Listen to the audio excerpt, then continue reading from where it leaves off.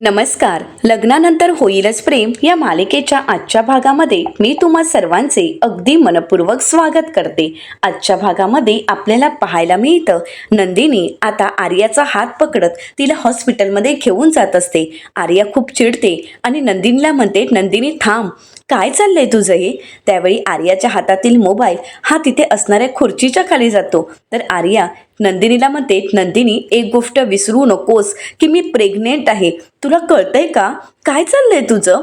आता मात्र नंदिनी शांतच होते. तर जीवा नंदिनीला शांत करत म्हणतो, थांब, एवढी घाई करू नकोस आणि एवढी चिडूही नकोस. आता जीवा खुर्ची खाली पडलेला मोबाईल उचलायला जातो. आता मोबाईल घेताच जीवाच्या लक्षात येतं की तिथे काहीतरी आहे, म्हणून जीवा ती वस्तू सुद्धा हातात घेतो.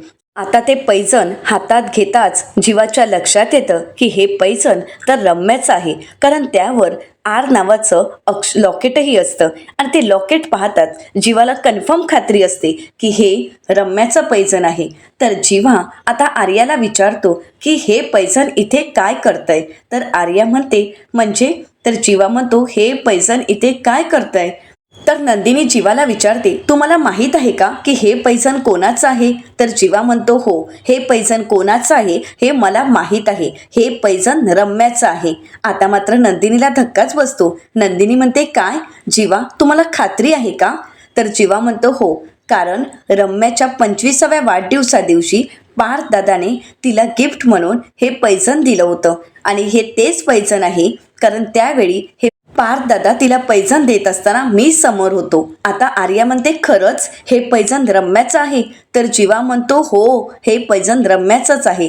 तर आर्या म्हणते, काय, म्हणजे काल रात्री इथे आलेली व्यक्ती रम्या होती? आता मात्र आर्या खूप रडू लागते. तर आता नंदिनी म्हणते, म्हणजे काल रम्या इथे आली होती? ती काय बोलली तुझ्याशी? काय म्हणाली तुला? आणि ती इथे का आली होती? तिला या घराचा पत्ता दिला कोणी? इथे मात्र आर्या खूप रडत असते. तिला खूप त्रास होत असतो. त्यावेळी नंदिनी आर्याला सावरते आणि म्हणते, आर्या प्लीज शांत बस. काय झालंय नक्की? काय घडलं होतं? प्लीज सांगशील का? तर आर्या म्हणते, सांगते, सगळं काही सांगते. असं म्हणत आर्या घडलेला सगळा प्रकार जीवा आणि नंदिनीला सांगू लागते. आर्या म्हणते, काल रात्री अचानकच लाईट गेल्या आणि मी कोणाला फोन करण्या अगोदरच कोणीतरी दरवाजा ठोठावत होतं. दरवाजा उघडून पाहिलं तर कोणीतरी बाई आल्या होत्या. ती मला म्हणाली की मी फ्यूज चेक करण्यासाठी आले होते, पण त्यानंतर मला संशय आला, कारण आतापर्यंत वीज विभागात अशी ऑन फील्ड काम करणारी बाई मी कधीच पाहिली नाही आणि मी तिला ओळखूच शकले नाही, कारण तिने मास्क लावला होता, परंतु तिने नेल आर्ट केलं होतं.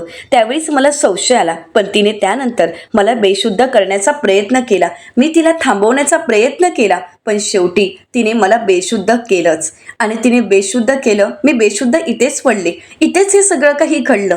पण ज्यावेळी मी सकाळी उठून पाहिलं तर सगळं घर अस्ताव्यस्त होतं. सगळ्या गोष्टी इकडे तिकडे होत्या. त्यामुळे मी बेडरूममध्ये जाऊन पाहिलं तर बेडरूममध्ये सुद्धा दोन्ही फाईल नव्हत्या. आपल्या दोन्ही फाईल त्या बेडरूममध्ये नव्हत्या. दोन्ही फाईल ती घेऊन गेली होती. आता हे ऐकून जीवा आणि नंदिनीला धक्काच बसतो. आर्या म्हणते, मला कळालं सुद्धा नाही की ती रम्या होती. खरं तर मी तिला थांबवण्याचा, अडवण्याचा खूप प्रयत्न केला, पण मी कमी पडले आणि शेवटी तिला हवं ते तिने केलंच. तर आता जीवा आर्यावर चिडतो आणि म्हणतो, पण हे तू अगोदर का नाही सांगितलंयस आर्या? आता मात्र आर्या खूप घाबरलेली असते. नंदिनी जीवाला म्हणते, जीवा प्लीज शांत व्हा. पण एक मिनिट आर्या, तू आता काय म्हणालीस की दोन्ही फाईल, म्हणजे याचा अर्थ तुझी फाईल आणि आमची फाईल, हो ना? तर आता आर्या खोटं बोलत म्हणते, नाही नाही, फक्त माझीच फाईल, तुमची फाईल माझ्याकडे का असेल? आता मात्र जीवा खूप चिडतो आणि म्हणतो, बस झालं तुझं हे खोटं. किती खोटं बोलणार आहेस का अजून? अगं, आमची फाईल सुद्धा तुझ्याचकडे होती, हो ना? म्हणजे तू आमची फाईल चोरली आहेस, म्हणजे एखाद्या चोरी करणाऱ्या बाईच्या पोटात आमचं बाळ वाढतंय. आणि आज जर तुझ्या पोटात आमचं बाळ नसतं ना, तर मग मी तुझ्या एक कानाखालीच, असं म्हणत जीवा हात उगारतो. तर त्यावेळी नंदिनी जीवाला भानावर आणते, थांबवते आणि म्हणू लागते, जीवा काय करताय तुम्ही? तुम्ही ही गोष्ट विसरू नका की आपलं बाळ तिच्या पोटात आहे, त्याला त्रास होईल, कळतंय का तुम्हाला?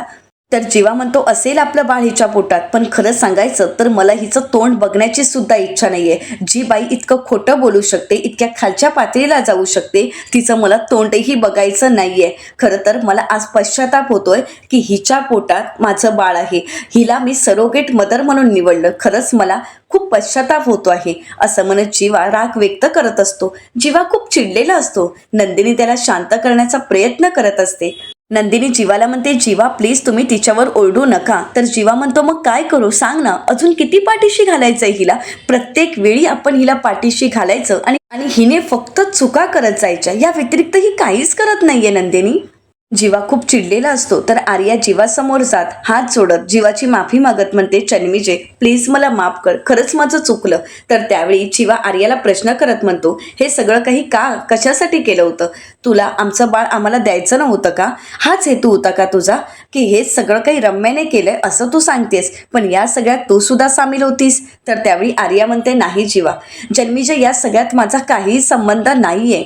जीवा म्हणतो, काय उद्देश काय होता? काय उद्देश होता तुझा? हे सगळं करण्यामागे तुझा काय उद्देश होता? काय तुला साध्य करायचं होतं? असं म्हणत जीवा आर्याला प्रश्नावर प्रश्न विचारत असतो. तर नंदिनी जीवाला म्हणते, जीवा थांबवा हे सगळं काही. अहो हे सगळं तिला विचारण्यात आपण वेळ फुकट घालवतोय. आता मला एका गोष्टीची भीती वाटते, ती म्हणजे आपल्या सरोगसीचे पेपर रम्याच्या हातात आहे. कुठल्याही क्षणी ते सगळे पेपर रम्या सगळ्यांना दाखवू शकते आणि आपलं हेच गुपित सगळ्यांसमोर येऊ शकतं. आपलं हे सत्य सगळ्यांना कळलं तर नसेल ना? आता जीवाही घाबरतो. जीवा घाबरतच नंदिनीला म्हणतो, मी एक काम करतो, मी पार्थ दादाला फोन करतो आणि त्यालाच विचारतो. असं म्हणत आता जीवा पार्थला फोन करायला घेतो. परंतु पार्थ काही फोन उचलत नसतो. जीवा म्हणतो, आईला फोन करून बघतो. आता जीवा मानिनीताईंना सुद्धा फोन करतो, परंतु मानिनीताई सुद्धा फोन उचलत नाहीत. जीवा घाबरतो आणि म्हणू लागतो, आई सुद्धा फोन उचलत नाहीयेत. इकडे तर नंदिनी देवाचा धावा करत असते. ती देवाला प्रार्थना करत असते, काही झालं तरी हा अनर्थ घडायला नको असंच नंदिनीला वाटत असतं. जीवा आणि नंदिनी पूर्णपणे घाबरून गेलेले असतात. जीवा विचारतो की घरी नक्की काय झालं असेल? नंदिनी म्हणते, म्हणजे घरी कळलं तर नसेल ना? जीवा म्हणतो, मी बाबांना कॉल करून विचारू का एकदा? असं म्हणत आता जीवा विक्रम यांना फोन करतो. विक्रम फोन उचलतात आणि म्हणतात, हॅलो. तर जीवा म्हणतो, बाबा आता मी निघालोच आहोत, आम्ही घरी पोहोचतोच. तर आता विक्रम म्हणतात, हो सावकाश, बाहेर भरपूर पाऊस आहे. तर जीवा म्हणतो, हो बाबा आम्ही येतो सावकाश, परंतु घरी सगळं ठीक आहे ना? तर विक्रम म्हणतात, हो सगळं ठीक आहे. का रे बाबा तू असं का विचारतोयस? तर जीवा म्हणतो, नाही बाबा, तुम्ही म्हणालात ना की पाऊस आहे बाहेर, म्हटलं सर्वजण घरी आले आहेत की नाही ते बघू. तर विक्रम म्हणतात, हो सगळे घरी आले आहेत, पण तुम्ही सुद्धा वेळेत या, मी तोपर्यंत फर्स्ट क्लास आईस्क्रीम मागवतो. असं म्हणत विक्रम आता फोन ठेवतात. नंदिनी विचारते, काय झालं? सगळं ठीक तर आहे ना? तर जीवा म्हणतो, हो सगळं ठीक आहे, अजूनपर्यंत कोणाला काहीही कळालं नाही. बाबा म्हणालेत की लवकर घरी या आणि येताना हिला सुद्धा घेऊन ये असं बोलले आहेत. तर आर्या जीवाला म्हणते, जन्मीजय मला खरंच माफ कर, माझं खरंच चुकलं, मला नाही माहीत की ती फाईल ते डॉक्युमेंट मी का घेतलेत. तर त्यावेळी जीवा आर्यावर चिडतो आणि म्हणतो, बस झालं ग, बस झाली तुझी ही कारणं, मला खरं तर तुझ्याशी बोलायचंही नाहीये आणि तुझा चेहरा सुद्धा बघायचा नाहीये. इथे नंदिनीचा मात्र वेगळाच विचार सुरू असतो. नंदिनी म्हणू लागते, जीवा मला एक गोष्ट कळत नाहीये की रम्याच्या हाती जर कालच हे सगळे पेपर लागले आहेत, तर मग रम्याने अजूनपर्यंत घरी कोणालाच कसं काही सांगितलं नाहीये? हे सगळं सत्य तिने का लपवून ठेवलं असेल? कशासाठी थांबली असेल ती? आता जीवा सुद्धा विचार करू लागतो. तर दुसरीकडे पाहायला मिळतं, रम्या नेल आर्ट करत असते. तर त्याच वेळी वसू आत्या येतात आणि म्हणतात, रम्या अगं अजून किती वेळ? रम्या म्हणते, काय? तर वसू आत्या म्हणतात, हो अजून किती वेळ? धमाका करायचा आहे ना? रम्या म्हणते, हो तो तर करायचाच आहे. तर वसू आत्या म्हणतात, हो पण कधी? रम्या म्हणते, आज. तुला आठवतंय ना गुरुजी काय म्हणालेत? या वादळाला 15 ऑगस्टच्या रात्रीपासूनच सुरुवात होईल. मग गुरुजींनी सांगितलं त्यांचं ऐकायला नको का? अगं फक्त त्या जीवा आणि नंदिनीला घरी येऊ देत, मग बघ 16 ऑगस्टचा धमाका सुरू होईल. 16 ऑगस्टच्या धमाक्याची तयारी. दुसरीकडे पाहायला मिळतं की विक्रम, मानिनीताई, शारदाताई सर्वजण गप्पा मारत असतात. शारदाताई म्हणतात, चला आता मी निघते. तर विक्रम म्हणतात, अहो आता कुठे निघताय? बघा बाहेर किती विजा चमकतायत, आता नका जाऊ, थांबा थोडा वेळ. आणि आता थोड्या वेळ जीवा आणि नंदिनी सुद्धा येतील, त्यांना भेटूनच जा ना. तर इथे पार्थ काव्याला सावरत असतो आणि म्हणतो, नका घाबरू, नका टेन्शन घेऊ. मानिनीताई म्हणतात, काय झालं, कसलं टेन्शन घेतलंय तिने आता? तर त्यावेळी पार्थ म्हणतो, उद्या मेन्सची एक्झाम आहे ना, आत्तापासूनच मॅडमना टेन्शन आलं आहे. तर विक्रम म्हणतात, अगं काव्या, तुझा अभ्यास झालाय ना, मग कशाला टेन्शन घेतेस? तर काव्या म्हणते, अभ्यास तर झाला आहे, पण दुसऱ्यांदा मेन्स देते ना, म्हणून भीती वाटते. या अगोदर सुद्धा खूप मोठा प्रॉब्लेम झाला होता आणि म्हणूनच माझी एक्झाम राहिली होती. आता असं वाटते की असं काहीतरी घडायला नको. असं म्हणत काव्या हात जोडत देवाला प्रार्थना करत असते की सगळं काही नीट होऊ देत. तर त्याचवेळी जीवा, नंदिनी आणि आर्या घरी आलेले असतात. विक्रम आवाज देत म्हणतात, हे बघा, जीवा, नंदिनी सुद्धा आलेत. आणि ए नंदिनी, हे बघ, तुझ्या बहिणी टेन्शन घेतलंय उद्याच्या परीक्षेचं. आता नंदिनी, जे काही घडलंय ते कोणालाही कळालं नाहीये आणि कळायला सुद्धा नको हे नंदिनीला वाटत असतं. नंदिनी आता सगळं काही ठीक आहे असं दाखवत काव्याकडे येते आणि म्हणते, काय ग काव्या, काय झालंय? कसलं टेन्शन घेतलंयस? तू विसरलीयस का? तू काव्या आहेस काव्या. तू एक गोष्ट विसरू नकोस की तू फायटर होतीस, फायटर आहेस आणि कायम फायटरच राहशील. आता काव्याला हसवण्यासाठी नंदिनी काव्याला म्हणते, आणि तुला कशाला ग उद्या टेन्शन यायला पाहिजे? टेन्शन तर उद्या मेन्सच्या परीक्षेने घ्यायला पाहिजे. पेपरला भीती असायला पाहिजे, कारण उद्या काव्या येणार आहे, तेही पेपर लिहिण्यासाठी, आणि त्यावेळी आपलं काही खरं असणार नाही. आता नंदिनीने काव्याला सावरलेलं असतं. नंदिनी काव्याला म्हणते, अशीच हसत हसत परीक्षेला जा आणि हसत हसतच बाहेर ये. असं म्हणत आता नंदिनीने काव्याच्या चेहऱ्यावरचं हसू पुन्हा एकदा आणलेलं असतं. नंदिनी काव्याला विश्वासाने म्हणते की मला पूर्ण खात्री आहे, पूर्ण विश्वास आहे की तू उद्या पेपर छान लिहिशील आणि चांगल्या मार्कानेच पास होशील. आता त्याच वेळी त्या ठिकाणी वसू आत्या येतात आणि म्हणतात, नंदिनी तर फेल झाली आहे, हो की नाही, विश्वासाच्या परीक्षेत. आता मात्र नंदिनीला धक्काच बसतो. नंदिनी उठून उभी राहते. वसू आत्या म्हणतात, बोल ना ग नंदिनी, काय झालंय तुझ्या रिपोर्ट कार्डचं? तू पास झाली आहेस की फेल झाली आहेस? सांग ना सगळ्यांना. नंदिनीला काय बोलावं काहीच कळत नसतं. रम्या मात्र हसत असते.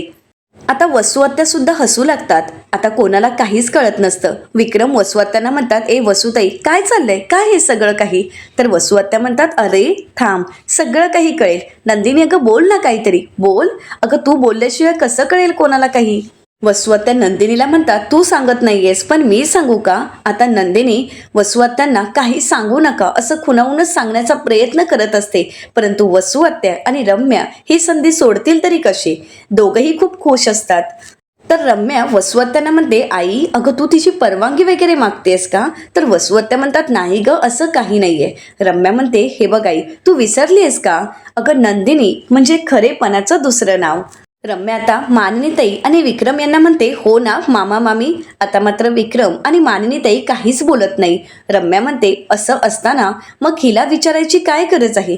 जर खरं बोलायचं असेल तर नंदिनीची परवानगी कशाला घ्यायला हवी? तिला तर हे मान्यच असेल, हो की नाही? तू सांग ना बिंदास, तू कशाला उगाच थांबतेस? वसू आत्या म्हणतात, हो हो, मी तर सांगणारच आहे. असं म्हणत वसू आत्या काही बोलणार तर त्याच वेळी जीवा येतो आणि म्हणतो, मी काय म्हणतोय, आपण बसून बोलूयात ना, नंतर बोलूयात, पण आता का हा विषय काढताय तुम्ही? रम्या, आत्या, आपण शांतपणे बोलूयात ना आणि तुमचा जो काही गैरसमज झालाय ना तो सुद्धा दूर करूयात. रम्या म्हणते, गैरसमज? तर वसू आत्या म्हणतात, हो ना, गैरसमज. अरे जीवा, काय बोलतोयस तू? हे गैरसमज वगैरे असं काही नाहीये. मानिनीताई म्हणतात, हो ना, तुमचा काहीतरी गैरसमज झाला आहे. उगाच तुम्ही सगळ्यांना गोळा करून जर तमाशा करणार असाल ना तर राहू द्यात, ते करण्याची काहीच करत नाहीये. तर त्यानंतर मानिनीताई पार्थला म्हणतात, पार्थ, तू हिला आतमध्ये घेऊन जा, उद्या तिची परीक्षा आहे, उगाच तिला अजून टेन्शन यायला नको, तिला त्रास व्हायला नको. तर काव्या म्हणते, नाही नाही, मी इथे ठीक आहे. तर सर्वच जण काव्याला आत जायला सांगत असतात. काव्या म्हणते, नका काळजी करू, मी अगदी ठीक आहे. तसंही या आत्याबाई काय सांगणार आहेत? नंदिनीताईकडून छोटीशी चूक झाली असणार आणि ती चूक डोंगरा एवढी करून सांगण्यात आत्याबाई अगदी एक्सपर्ट आहेत, हो की नाही आत्याबाई? तर पार्थ म्हणतो, हा तर वसू आत्यांचा स्वभावच आहे आणि हे आपल्या सगळ्यांनाच माहीत आहे, त्यामुळे प्लीज वसू आत्या बस. तर त्यावेळी मानिनीताई म्हणतात, पण हे सगळं करायची ही वेळ आहे का? वसूताई, काय चाललंय तुमचं? मानिनीताई म्हणतात, वसुताई, ही गोष्ट विसरू नका की घरात 2-2 प्रेग्नेंट सुना आहेत. तर मिथुन काका म्हणतात, 2 कुठे, 3 आहेत, आर्या सुद्धा इथे आहे. उगाच या सगळ्यांच्या समोर तमाशा नको, त्या तिघांनाही त्रास व्हायला नकोय. तर विक्रम म्हणतात, हो हो, मिथुन अगदी बरोबर बोलतोय. अगं वसू, तुला कळतंय का, घरात इथे 3-3 मुली प्रेग्नेंट आहेत आणि तुझा काय तमाशा सुरू आहे ग? कशासाठी हा सगळा तमाशा करतेस? आता मात्र रम्या आणि वसू आत्या या दोघींनाही काही हसू आवरत नसतं.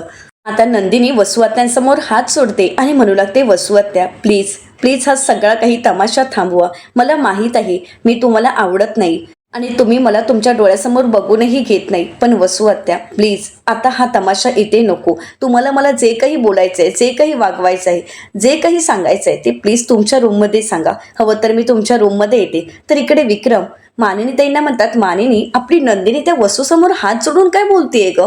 तर इथे मात्र नंदिनी वसू आत्याने हे सगळं काही थांबवायला सांगत असते. त्यासाठीच ती हात जोडत असते आणि वसू आत्यांना रिक्वेस्ट करत असते की या सगळ्यांसमोर हा तमाशा नको आहे. प्लीज वसू आत्या. आता जीवा सुद्धा वसू आत्यांना समजावण्याचा प्रयत्न करतो. नंदिनी वसू आत्यांना म्हणते, वसू आत्या प्लीज, 2 मुली प्रेग्नेंट आहेत तिथे, उगाच त्यांना त्रास व्हायला नको, त्यांच्या बाळांना त्रास व्हायला नको, प्लीज वसू आत्या.